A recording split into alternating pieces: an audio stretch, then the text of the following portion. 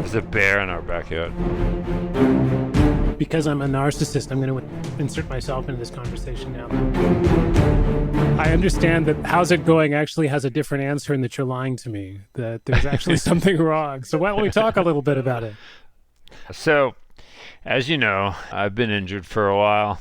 I blame the pandemic shutdown because, as with most people in our bubble, we took that free time to go out and do more and push.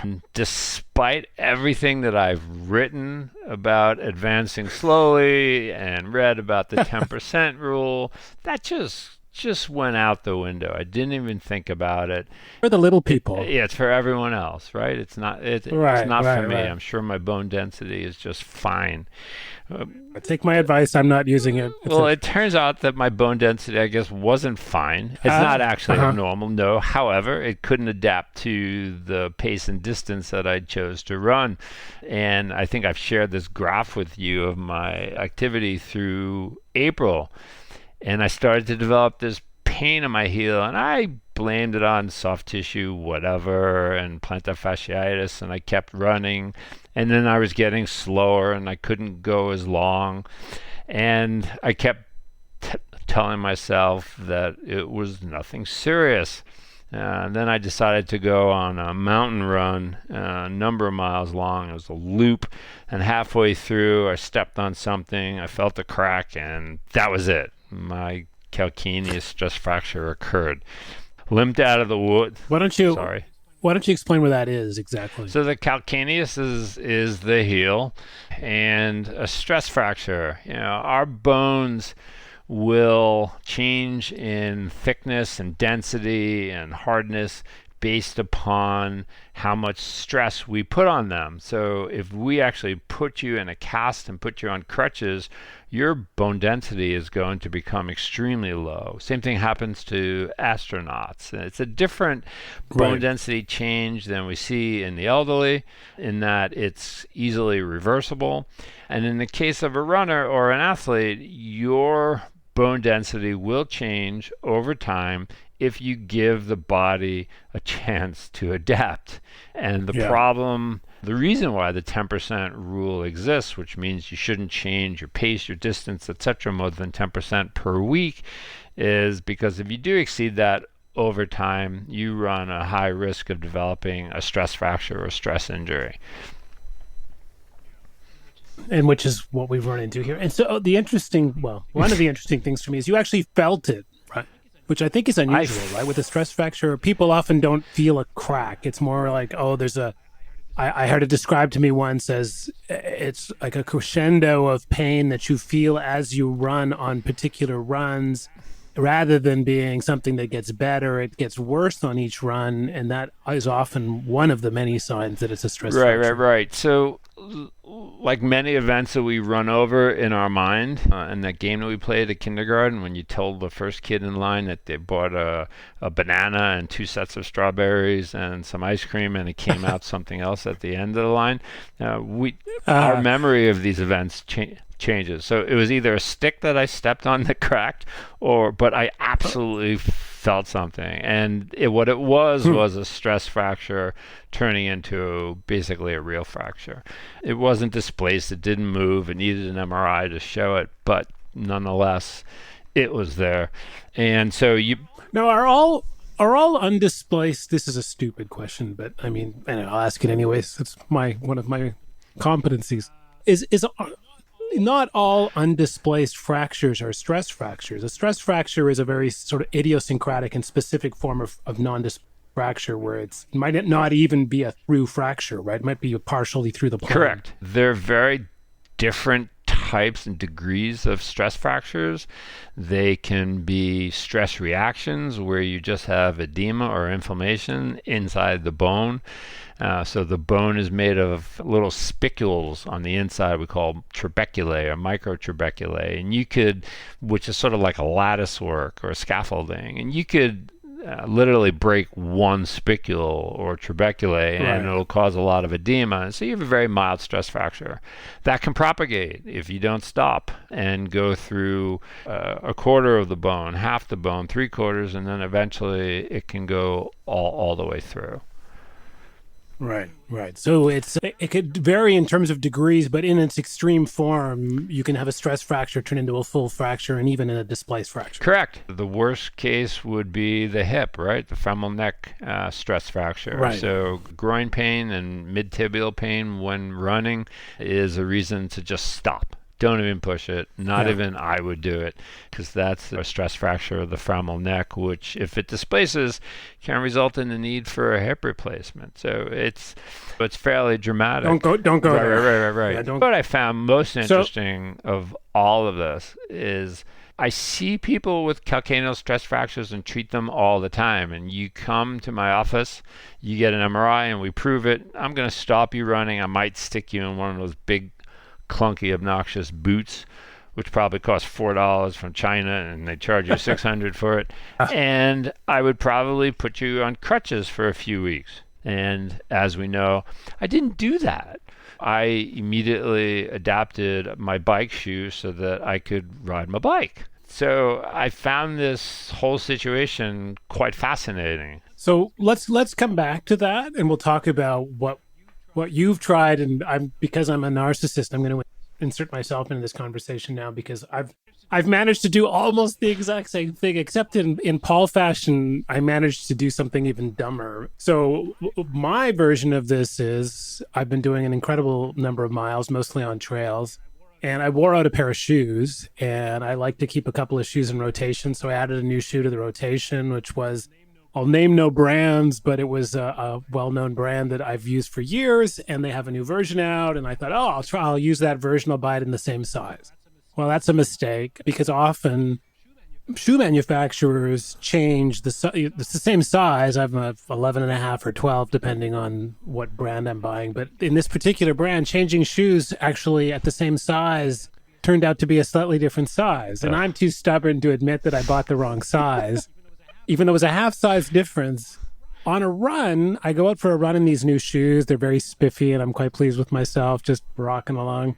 And I'm feeling a little bit of pressure on the front of my right big toe, which is my right foot is slightly larger, maybe a quarter size larger than my left foot, which isn't a big deal if you've got enough extra space in the shoe. But in this case, I felt it pressing against the end, which was whatever.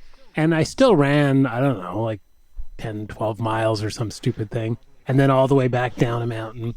Come back and the toe is really sore. And so what I did was this classic compensatory behavior where I found that the pressure on the toe was really bothering me after that run. So I found myself walking for 2 days, and this is, I don't think I told you this before, but this is sort of hilarious, with having lifted the right big toe slightly so it didn't make constant contact with the ground. Now, that, of course, is a ridiculously stupid thing to do because all you're really doing is stretching the tendons and ligaments under your foot, which creates new sources of tension immediately underfoot and all the way back up your Achilles tendon and potentially into your calf, right? Because you're really just doing a perpetual sort of plantar fascia stretch all the time, which is not a particularly good idea to do 24/7. And what do you like? I don't know. A couple of days later, I go for a run. And suddenly, for the first time ever, I have this pain immediately in front of the heel underneath the foot. And I think I have something going on here. And I realized, after all, I really do have something going on here. Quite a sharp feeling, almost a tearing sensation. I have plantar fascia problems. I've never had this before. And so the feeling that this was exciting went away fairly quickly. My son has plantar fascia problems, and he's always explaining it to me. And I'm always like, yeah, well, I don't have that. Well, I did it to me. So I completely did it to me by stubbornly wearing a pair of shoes. The last was slightly smaller on this same model of the newer of the shoe, and then doing this compensatory behavior, which was lifting the toe so it didn't strike anything because it hurt after having been whammed against the front of my shoe for miles. And that, of course, led to this cascade of problems, not least of which was this plantar fascia problem, which is now almost 2.5, 3 weeks ago, and I'm still wrestling with. And it all started because I did something ridiculously stupid, which was I had worn out shoes from running so much, and then didn't pay attention that a new shoe was slightly different size than another one. wham, bam, bam, bam, down I go down a cascading waterfall of stupid.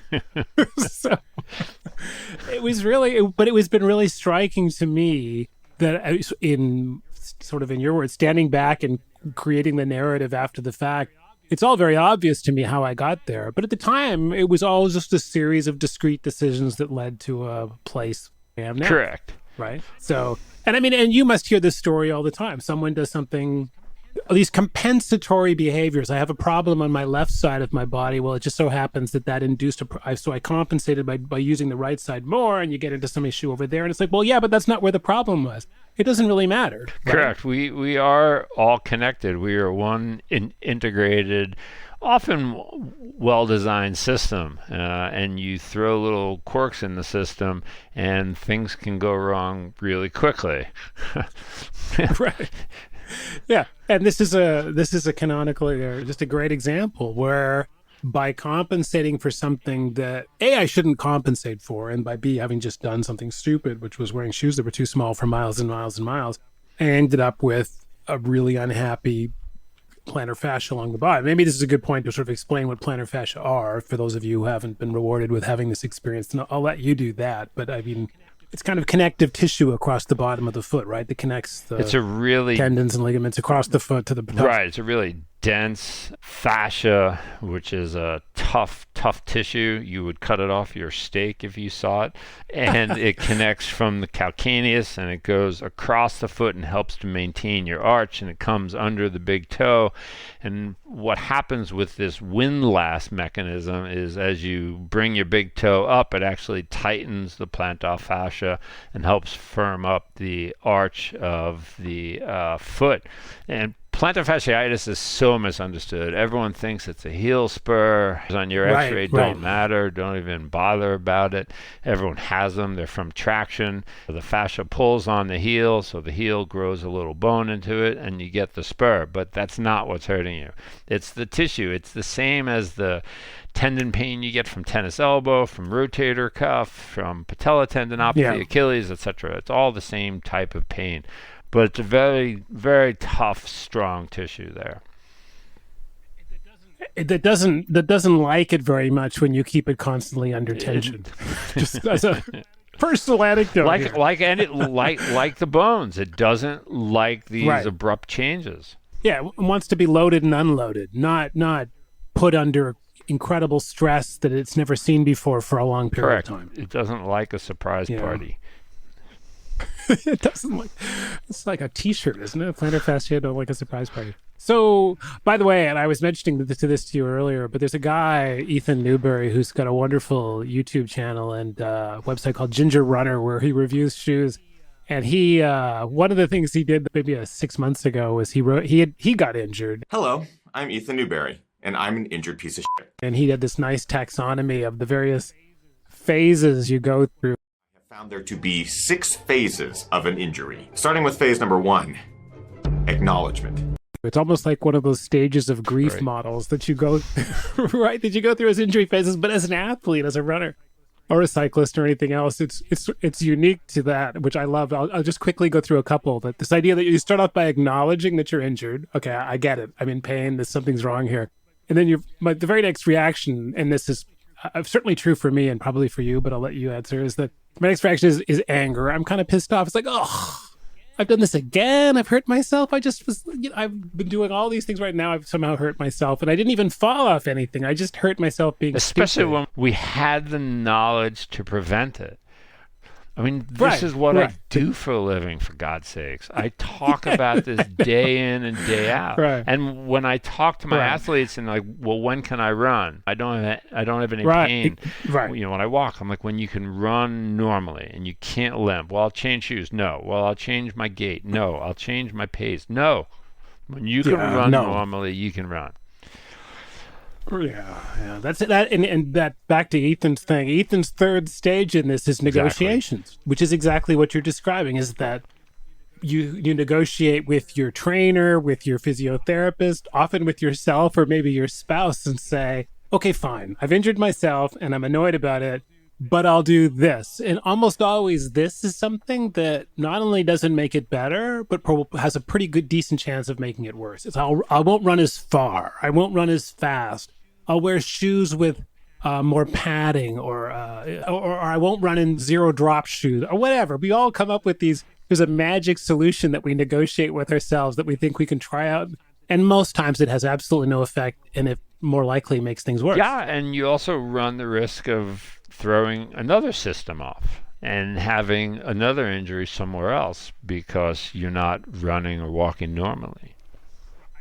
Right, and I think I might have told you this before, but years ago, I hurt myself running, and I said, it's so hard to get to the same level of aerobic effort on my bike, so I'm going to have to really work at it.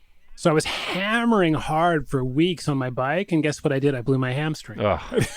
So it's like, this is a classic compensatory behavior. You just leave it alone, which sort of takes you to the end of Newbery's phases, which is just acceptance, and then the stage where at least I'm at, and hopefully you're at, which is patience, right? I mean, I am where I am, and what's going on is what's going on, and it'll take precisely as long as it takes, as long as I'm reasonably careful about what I do about it.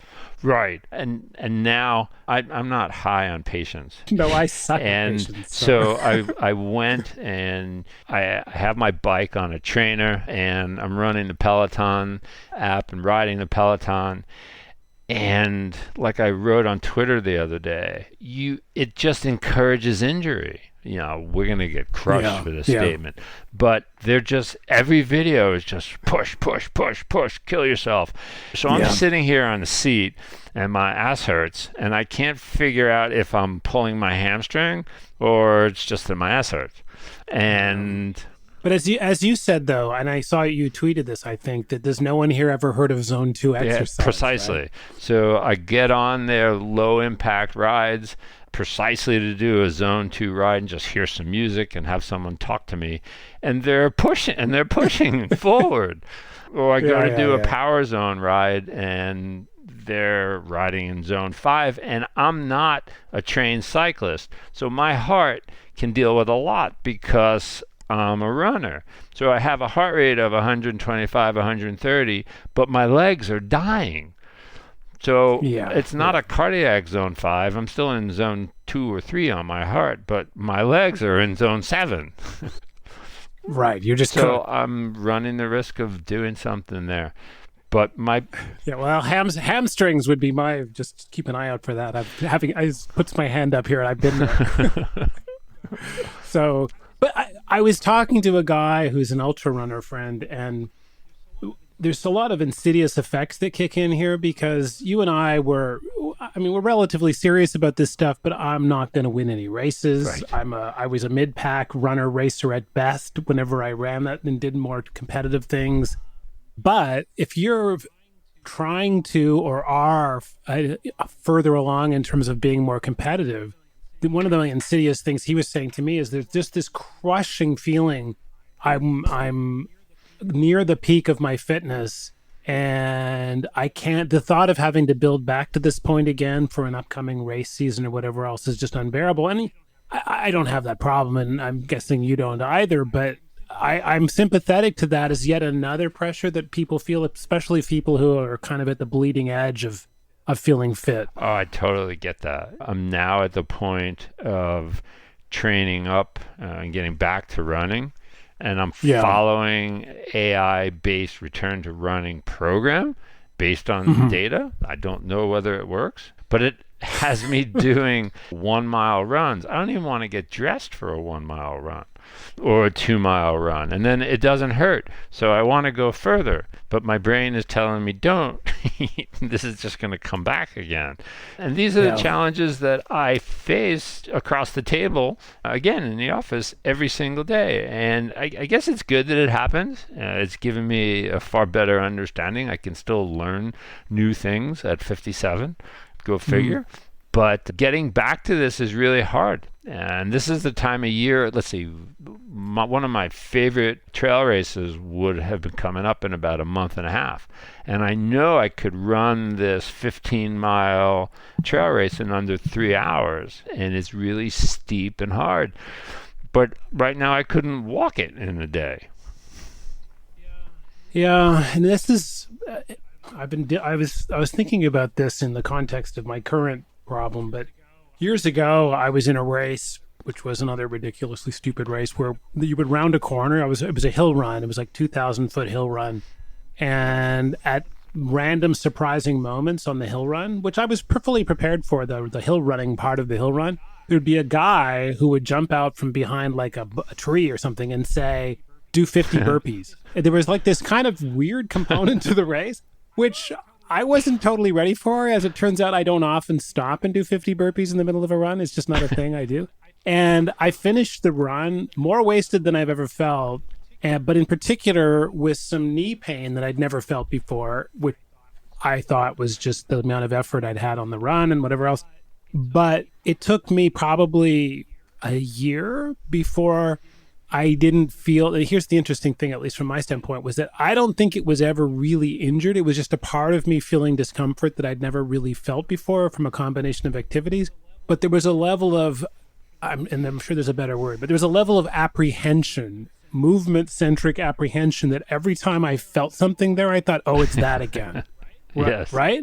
And I hear that a lot from friends of mine who've gotten various problems where it's almost a Dr. Strange-Lovian paranoia that, here it comes again, right? That I'm afraid to do the things I want to do as much as I want to do them because you're paranoid that you're feeling that sensation. And I think nerves, my belief is that nerves are such twitchy things that as soon as you become apprehensive, you will feel more things in that area. It's like asking yourself, I feel something in the back of my head, and I'm thinking about the back of my head. Well, yeah, you're going to start feeling things there because you're making yourself more aware of it. And it applies to almost everything in terms of kinematics and body movement. No doubt. And one of the things that I stress when I have medical students and other physicians who shadow me in the office is when I discuss injury recovery with all my athletes, I always cover pain and what it means, because most often it does not mean you're causing harm. And that's really important to convey. And then if there are warning pains or warning signs, I make sure I cover those really carefully to let them know when they are at risk of injuring themselves and when they're not at risk of injuring themselves. But I'm facing that same thing now. I'll get little twitches in my heels and feet that I've always had. But of course, it's my stress fracture coming back. Yeah, right. You can't get it out of your head. And of course, as we covered, it didn't get better in 6 weeks. The magic 6 weeks turns out not to be a solution. Let's talk a little bit about two things. One is 2 or 3 things that you found are, as far as you can tell, that are working the most for you. And I'll do the same, and then talk about the prognosis for these kinds of injuries. So why don't you start? What sorts of things do you think are making the most difference, and how do you, it's not just the passage of time? 2 things that are making the most difference for my recovery. It really was the acceptance phase when I understood what I had done and what I have to do. I was finally able to look forward, say, okay, you will run again. You're not going to run for a few months. And then tweaking my understanding of how we were taught to treat these into adapting to something that I was comfortable with in terms of a level of exertion where I did not think that I was putting myself at undue risk, namely bike riding as opposed to being in a boot. And that's, again, I'm 57, but I'm still capable of adapting things in my practice. But the downsides of rest in a human being are quite severe. And it's fairly brutal. And I'm convinced that my recovery would be horribly delayed if I had done nothing between April and now in terms of any resistance or aerobic exercise. So one of the things that always, it's one of the confounds in almost any medical therapy is that in general, people have this annoying tendency to get better. And if you give them enough time and keep them away from enough well-intentioned but dangerous practitioners of almost anything who want to cut them open or do whatever, a lot of things, not everything obviously, but a lot of non-acute things will get better. It's just how do you people, and this is a terrible expression, but I often use it when I'm talking to people who are injured, but keep them sucking their thumb long enough that time goes by and the thing that was going to get better gets better anyway, and they feel like they somehow contributed to it without having made it worse. And this is a perennial problem, and I see it in my own behavior, is that I'm perfectly happy to embrace all sorts of quackery in terms of things that I'm rolling on spike balls and all sorts of great fun stuff. I'm not convinced any of this stuff does diddly, but it's a great way to pass the time and makes you feel like you're somehow have an instrumental effect on the No problem. doubt. I can get 2 to 4 weeks out of a stretching program. I can then add a compression sleeve and get another 3 or 4 weeks out of it when I'm negotiating with a patient. Perhaps a medication or something innocuous. And yes, I am distracting most often, waiting for Mother Nature to take its time and heal it. And that's why the placebo effect is real. Everyone thinks it will then be the compression sleeve. No, it happens to be that you put it on 6 months after the pain started, and that's when it was going to get better. But I don't care. And the thing is, it can sound really cynical to say that, and it's not at all. The problem is that people want to do too much too soon, and they need something to do that's at least neutral and potentially even productive that keeps them from doing the wrong thing soon. These are often the things they require, whether it's a stretching program or a compression sleeve or a spike ball rolling under your plantar fascia. Right? I mean, it's really fascinating to me how that works. So let's talk, and I've already sort of tipped my hand in terms of the sorts of things I'm doing. I find these spike balls under my foot feel hugely satisfying. It hurts so much, it must be doing something good. Just classic sort of behavior. But looking forward, let's talk prognosis. So stress fractures, prognosis for patient Dr. Howard Lux is? Let's have it straight, Doc. You gonna retire me? My prognosis is excellent. My fracture has completely healed. I'm not out of the woods. It can recur, so I'm going to stick to my return to running program and not allow myself to get too far ahead of it. And are you in any way exceptional here? Is this, or what you've seen in terms of how it's gone, the progression, the healing, this feels fairly typical to you? So trying to view this from the outside in, yeah. But again, I think I would be much further behind if I had stuck myself in a boot and used a pair of crutches. I really, which is really interesting. Yeah, my bone density would be lower. My muscle mass would have gone down. My metabolism would have changed. Mitochondrial numbers would have diminished. Aerobic capacity would have diminished. Right? It goes on and on and on.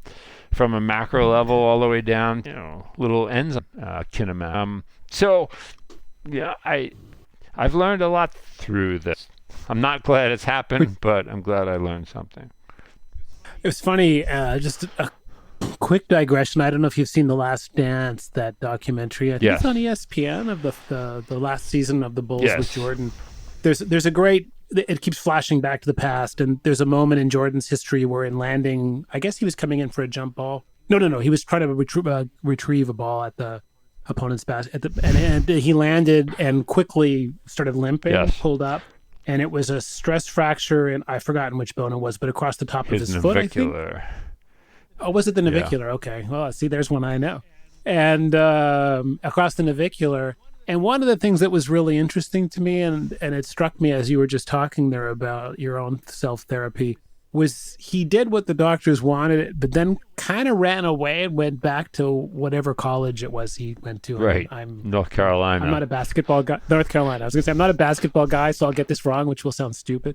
And started getting active again. And it struck me in watching The Last Dance that, well, I wouldn't necessarily write that up as an academic paper or make it into a protocol for rehab, that it, in all likelihood, probably didn't hurt him too much that he stayed active sooner than his doctors wanted. And that's specific incident, he was kept down for a long time. I mean, A long time. right. I think he went back to North Carolina to play when they were giving him a quote unquote 10% risk of re-injuring, which is sort of garbage because we can't estimate that risk anyway. The navicular, though, is a really tricky bone. If you get a stress fracture, it's a really interesting story, actually. Joe, who is a famous sports doc from Philly, became very well known for treating these navicular stress fractures in a cast. And you got a very specific cast, tight-fitting, short leg cast, and you were non-weight bearing. And it was for a long time. It was for 3 or 4 months. Wow, that is a long time. These bones are hard to get to heal. Other people thought that they could surpass his results, even though 100% of his cases healed with surgery. And still to this day, some people still advocate surgery for these non-displaced navicular stress fractures, even though Torg had this large series showing no, is not in fact necessary. So at least I was very happy to know that Jordan had it treated without surgery, because if he had surgery, there was no surgery. Right, it would have probably ended his career. He was in a boot, though, I think, right? I think I remember seeing some footage. He was of in a it, cast and then a boot. I see. Okay. And it just struck me as interesting that I initially thought this was a kind of stupid renegade move. And then I got thinking that, the 10% re-injury just seemed drawn out of thin air, and that it probably doing a little bit of running in a pool and what have you, at least at his level, but maybe at anyone's level, isn't such a bad idea in terms of trying not to restart from zero and getting another injury. Right. Exactly. I think, based upon the way he, playing for 10 minutes, 5 minutes, 8 minutes, 12 minutes, half a game, I think, progressed at a reasonable, and he did the right thing. Well, it's probably a good note to end on. Let's hope we both do the right thing. I'm not going to go to North Carolina and run in the pool, but at least for now, I'm not going to wear shoes that are too small for me. So that's my takeaway from this. So we'll both report back, but hopefully we both have good prognosis from here. Absolutely. All right. Okay, thanks, Bye-bye. Howard. This podcast is for general informational purposes only and does not constitute the practice of medicine or other professional healthcare services, including the giving of medical advice. No doctor-patient relationship is formed. The use of information on this podcast or materials linked from this podcast is at the user's own risk. Content of this podcast is not intended to be a substitute for professional medical advice, diagnosis, or treatment. Users should not disregard or delay in obtaining medical advice for any medical condition they may have and should seek the assistance of their healthcare professionals for any such conditions. And we will not respond to requests for medical advice.